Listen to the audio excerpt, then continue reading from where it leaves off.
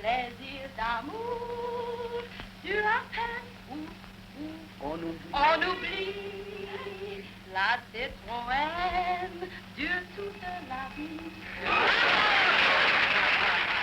Un nom, celui d'André Citroën, qui en 1913 commence l'histoire d'une technique. Il a 35 ans, ancien élève de l'école polytechnique, il fonde la Société des engrenages Citroën, dont le principe de transmission est à l'origine du sigle de la marque. En 1915, André Citroën a des projets précis. Il se rend acquéreur de 12 hectares de terrain, quai de Javel, à Paris. 20 mai 1919, naissance de la première automobile Citroën, la Type A. Il s'agit d'une torpedo 10 chevaux. Elle sera la première voiture européenne construite en grande série et la première aussi à être équipée d'un démarrage et d'un éclairage électrique. André Citroën annonce sa volonté de produire 100 voitures par jour. Malgré les détracteurs qui crient impossible, il persévère. En 1923, il en produira 300. 1922 voit sortir la célèbre 5 chevaux. Avec ce véhicule, un premier pas vers la voiture populaire vient d'être fait. La 5 chevaux, plus précisément la 5 HP, fut d'abord carrossée en torpedo 2 places, puis 3 places, où elle fut connue sous le nom de Trèfle. Citroën procède à des essais et se lance dans la fabrication de la première européenne tout acier, la B10, qui deviendra B12 l'année suivante. C'est alors le début d'une tradition de grands raids à travers le monde. 1922, traversée du Sahara, Alger, Tombouctou.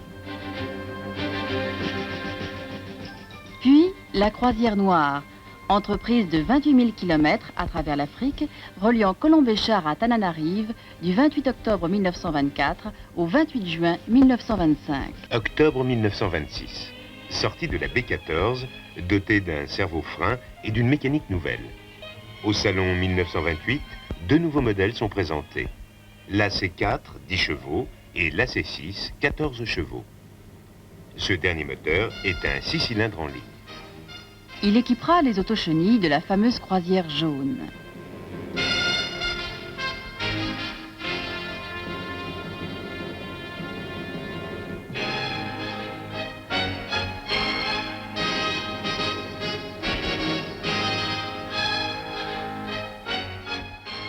Le 15 mars 1933, après les résultats obtenus par la Rosalie 2, André Citroën et Iacco montent une nouvelle opération avec la Rosalie 4.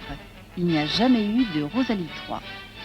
Donc, la petite Rosalie, c'est comme ça qu'on l'appelle, s'élance sur l'anneau de Montlhéry. Elle parcourra sans aucune défaillance 300 000 km à plus de 93 km/h de moyenne, battant 106 records du monde et 191 records internationaux. Après avoir illuminé gratuitement l'Arc de Triomphe et la place de la Concorde, comment ne pas penser à la Tour Eiffel? Effectivement, que peut-on rêver de mieux comme support publicitaire? Ainsi, cette majestueuse et imposante masse de métal de plus de 300 mètres de haut deviendra la plus grande publicité lumineuse du monde. Quand le 4 juillet 1924, le nom de Citroën s'inscrira en gigantesques lettres de lumière le ciel de Paris. Mars 1934, sortie d'un modèle qui révolutionne les données du monde automobile, la traction. Ce véhicule réunit pour la première fois une somme de caractéristiques dont chacune d'elles eût été suffisante pour classer un modèle. Traction avant, 4 roues indépendantes, suspension par barre de torsion, moteur à culbuteur, chemise amovible, frein hydraulique sur les 4 roues. Elle fut aussi la première voiture sans marchepied. Sa carrosserie est aérodynamique. C'est aussi une monocoque. Elle fera une carrière remarquable jusqu'en 1957. En 1936, Citroën conçoit l'idée d'une voiture populaire, la future 2 chevaux, dont la guerre empêchera la sortie. On en reparlera en 1941.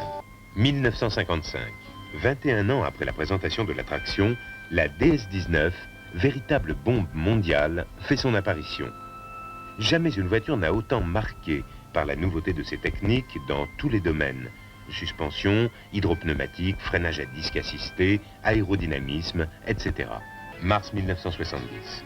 Au Salon de Genève, l'industrie automobile française s'enrichit d'un luxueux coupé de prestige, comme il n'en existait plus depuis longtemps. C'est la SN. Ce modèle concrétise les accords Citroën-Maserati conclus 2 ans plus tôt. Parmi les multiples innovations techniques dotant ce modèle, la plus originale est la direction à rappel asservi, dont l'assistance varie en fonction de la vitesse. 6 mois après la sortie de l'ASM, en octobre 1970, la GS constitue le pôle d'attraction du salon. La beauté et l'aérodynamisme de ce modèle sont le fruit de l'ordinateur. La GS met l'hydropneumatique à la portée de beaucoup. Elle offre aussi un moteur à 4 cylindres à plat, refroidi par air, 2 arbres à cam en tête et 4 freins à disque assistés. 1978, avec Chrysler, PSA devient le premier constructeur européen automobile. Juillet 1979, Chrysler devient Talbot. En province, 8 autres villes se partagent les principales unités de production de la marque. Rennes. L'usine de Lajanais s'étend sur 260 hectares. Ses activités, emboutissage de carrosserie de tous les véhicules de la gamme, assemblage, peinture et montage d'une partie de la gamme. Ce fut la première unité de production décentralisée de Citroën. La barre Thomas. Moulage et traitement thermique de caoutchouc.